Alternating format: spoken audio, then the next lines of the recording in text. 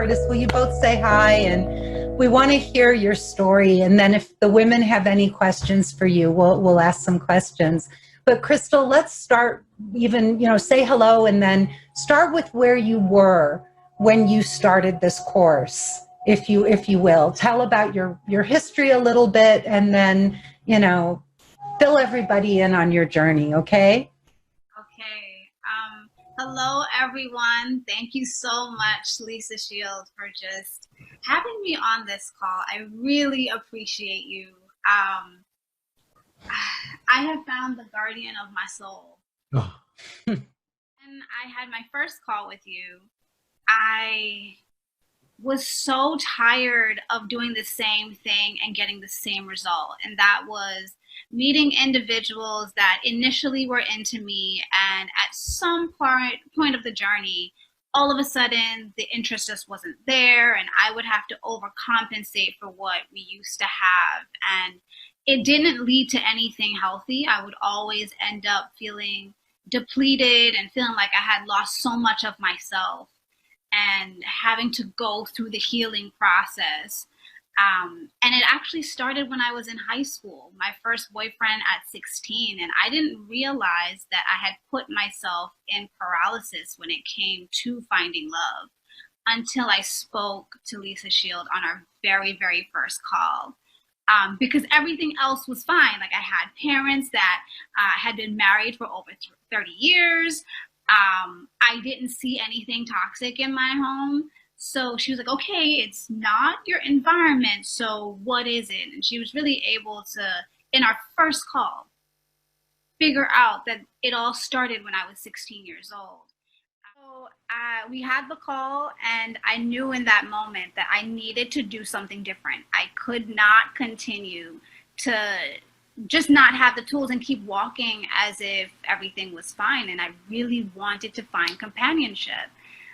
So I started the course, and what I didn't expect was that it was a lot of hard work for me, really dissecting my frenemy and understanding where she comes from. Why does she feel like in order to protect me, she has to criticize and everything has to be perfect, and, in turn criticizing everyone that came into her life. So I had actually named my frenemy Crazy Crystal because she drove me crazy. And I remember Lisa was like, okay, that's an interesting name. But I named her that because it was exhausting. It was exhausting constantly criticizing and shaming and blaming myself for all of my failed relationships. So I had that experience. I started to read the book Attached, which changed my life and really gave me some tools as to why I was doing the things that I was doing. And it also made me feel like I was normal. Like, I wasn't the only one that somehow goes through this unhealthy cycle. So I started the course. I did a lot of hard work. And then I probably only went on 4 or 5 official dates. And that was really just to learn how to be a good date and how to enjoy myself as opposed to judging the other person. And I met a lot of beautiful people. I don't think that they were for me, but they were beautiful human beings. And I hope that they too find who they want, for their lives. But I think probably 6 months after the course, I met a special young woman. I call her young woman because she's young at heart. Her name is Sister Carrie Peters, and we had a beautiful relationship. There was, at my job, we have what you call Reflect and Restore, which was a place where you could get free massages and whatnot. And so I invited her to come, and we built a relationship, a friendship. And over time, she was putting in a good word for her son. And just saying all kinds of wonderful things about him, and times that he would take her out for lunch, even though he had work to do, and how much he enjoyed that. And at some point later on, he asked me out on a date, and I said yes. And we've been dating ever since. Oh, yeah. Yep. Yeah. And Crystal, you were, there were some really amazing things. First of all, you had been paralyzed since you were 16, right? Like I pointed out on the call, wow, like you've really been stuck since you were 16 years old. And you were how old when you did 29 when you did the course? Yes, I was 29. Mm-hmm. Yeah. Yeah. So you were 29. So you had been stuck for 13 years, paralyzed, right? Just paralyzed from your first boyfriend, right? From what happened. And then I remember when you met Curtis, his mother, you had a kind of a tragic situation, right? That you went through. And I remember, go ahead, Curtis. Fine, great. I think I appreciate the nice words to my mom. Reflect and Restore, what her company did was for cancer patients. My mom was diagnosed with stage 4 bile duct cancer. That is an inoperable, incurable terminal cancer. And so at the time when Crystal shows up in my life, I'm not looking to date. I'm not looking for a relationship. I'm taking care of my mom. I'm going to work. I'm active in the church. I'm going to school part-time in the evening, and I'm making sure she's taking her medication. We're taking her to doctor's visits. But she keeps talking about this woman who will call her 30 minutes a day and check in on her just to see how she's doing.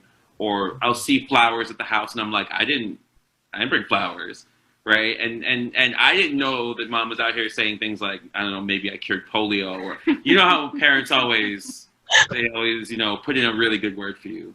But it caught my attention. But even before that, I had seen her and thought that she was interesting. But yeah, that was the situation I was dealing with at the time. And so it was a reminder to me that even in the most difficult of situations, you can find love. And she's amazing. She's amazing. And I'm so happy. I wish we could have that on continuous loop, what you just said. Yes. And Crystal, he was not your type, right? No. Not at all. No. So this is so important. Before the course, I was looking for a chocolate man. I was looking for someone that had swag, and he has swag. Don't get me wrong, but it's different. I was just looking for everything that, on the exterior it looked good, but really underneath all of that, it was really superficial, and there just isn't a lot of depth to what I wanted. And I even remember writing down my initial list, and Lisa let me know in a very wonderful and nice way how superficial it was. Oh my God. Well, I needed that, right? I needed to know that the things that were on my list didn't really speak to my soul. It just spoke to what I saw on TV, And so really getting into what is it that I really need emotionally? I don't think I ever really asked those questions until I started the course. Yeah. And I remember you wrote to me once and you said, Curtis is really busy. He's got a lot going on in his life. And you said there was a time where I would have been like, why aren't you calling me? What's not you're not showing up. What's going on? And you would have been very exacting with him. And you said, I don't care if he comes over and he just, picks up some food and we just hang out. Like that was a revelation. You were like, I just want to be with him. Yeah, it really came to that point. And I think really the course helped because you know how I am. I'm very this is what I want and this is how I want it to be. And I really just let all of that go. It's almost like a submission that the course kind of brings out of you, where you kind of just let go of what you think you need, of what you think you want, and really just submit to the process.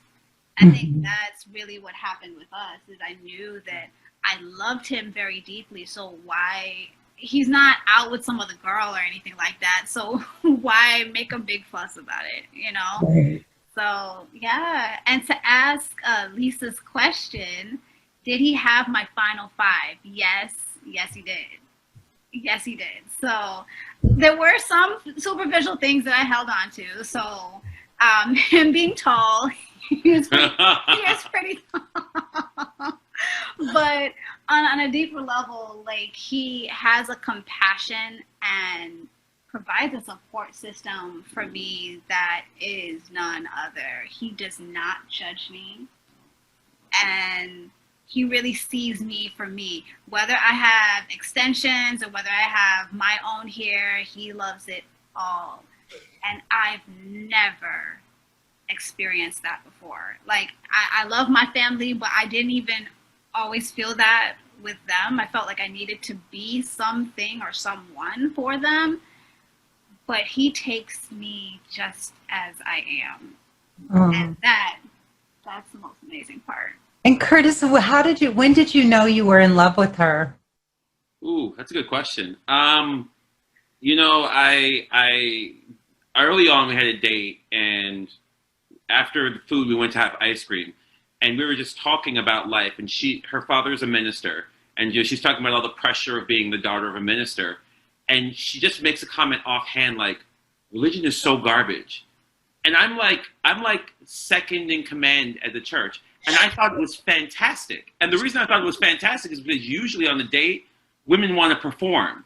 They're like, well, I want to impress him, so I wouldn't say something like that because I would assume that he would be upset by it. But what it told me was she was comfortable enough to be honest and give me real feedback. And that was actually refreshing to me because I was tired of sort of performance art passing off as a date. And I thought to myself, there might be something here. And then I just watched just how caring she was, not just with my mom, but with everything that she did. And also, I like the fact that, like, sometimes, like, when it's all meant to be, it's very complimentary. So her need to, like, plan things and be on time was a structure that I actually appreciated during a very chaotic season. And so it just, over time, I just really just loved who she was, however she was. And so probably about 6 months into the relationship, I was like, yeah, this is going to be the one. Well, and you said to her, I remember when you said, I can see you as my future wife.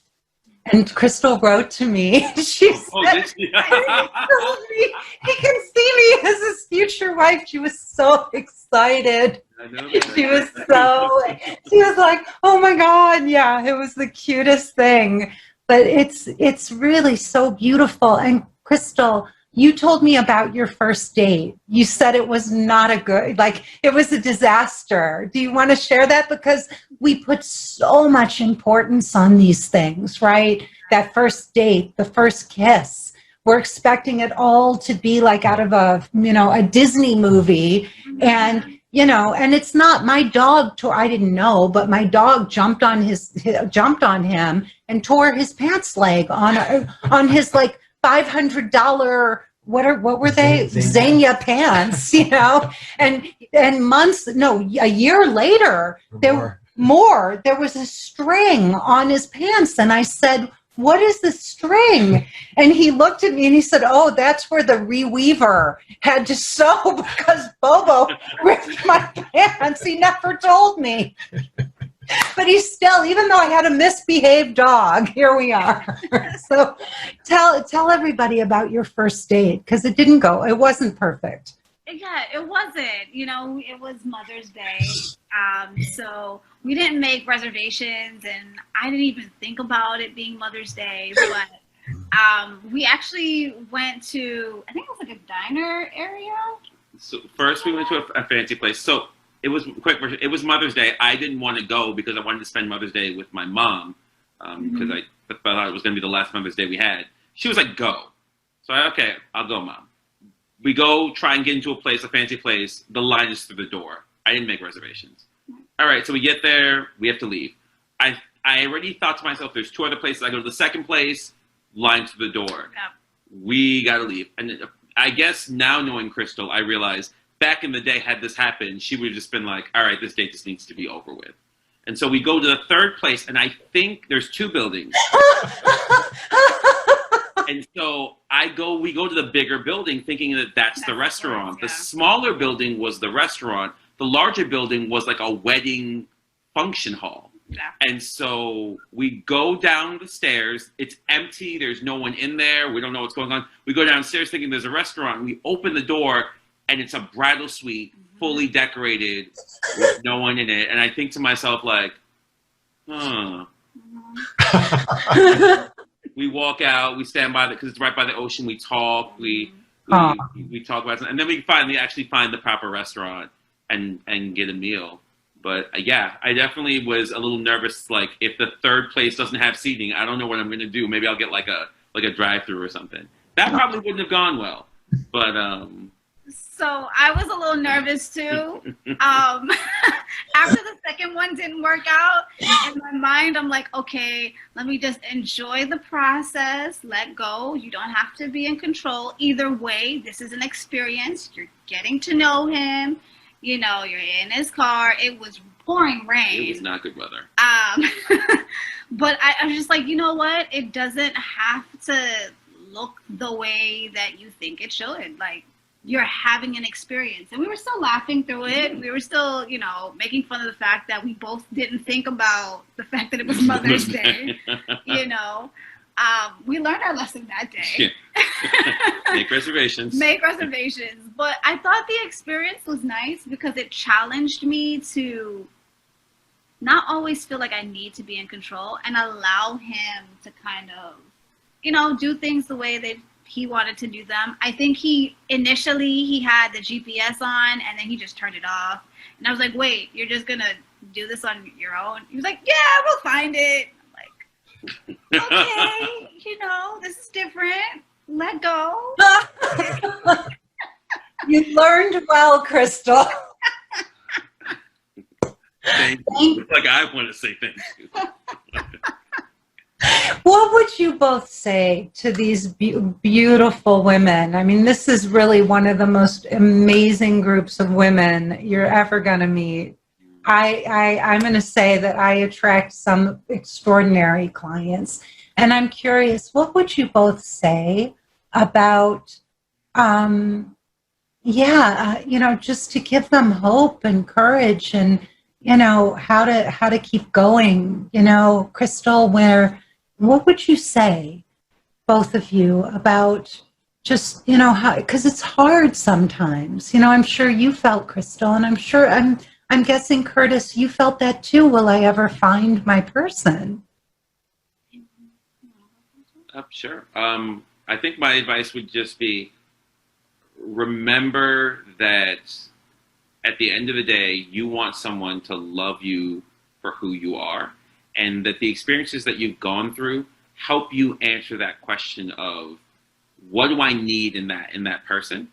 But also conversely, as you want to be loved for who you are, loving people for who they are is also a skill that we don't learn. We learn to love people for what they do. We learn to love people for what they provide, but we don't always learn to love people for who they are. And so I think the good thing about this process is I think it really gave Crystal the second side of the coin.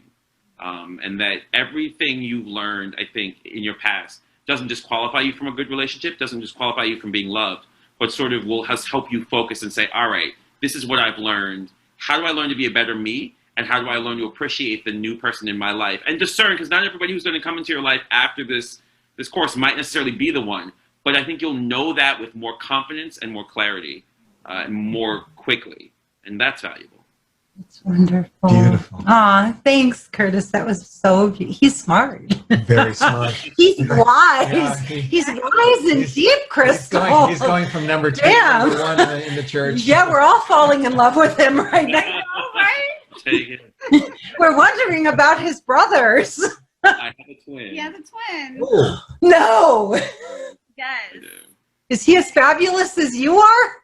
Yes, he Yeah. is. Yeah. And he's in California. Oh my God. Southern California area. Yep. I think he lives right on the water in Long Beach. Yeah. Really? Wow. There's 2 of you. That's very hard to believe. Okay. And Crystal, what would you say to everybody? Yeah. You know, one of the things I definitely want to say is I know exactly what it feels like to desperately want someone in my life. I know what it feels like to even be discouraged in the midst of the course, because you're doing all of this hard work, you're making so many improvements, and you don't see right away the type of men changing with the growth that you're actually accomplishing. I know how frustrating that can be, and I just want to encourage you to stick with this process, because every single module that I went through, I was surprised at how much hard work was done. I was surprised at how much it created more depth in me, and also depth in the way I spoke in dating, and the questions that I asked, and how I was able to really get emotionally naked on a date if I had like multiple dates with that person. And so I really want to encourage you, especially during a time when a pandemic is going on, and it just seems like not only is the world going chaotic, but you also feel like your world hasn't reached its completion yet. It's still in process, still in transition. I really want to encourage you that it's going to be okay. Like, the mere fact that you have invested in this course, you have literally told the world your intention. And I promise you, it will work out. Do your hard work, focus on yourself, focus on how to interact with the opposite sex. I didn't even have that many dates. I probably had like 5 or 6. So I also don't want you to feel discouraged that, okay, I'm not having enough dates. You know, if they come, they come. But because you're doing your work, because you're being the best version of yourself, you're going to actually find the best person for you. Oh, Crystal and Curtis, that was so beautiful. I am so grateful to both of you.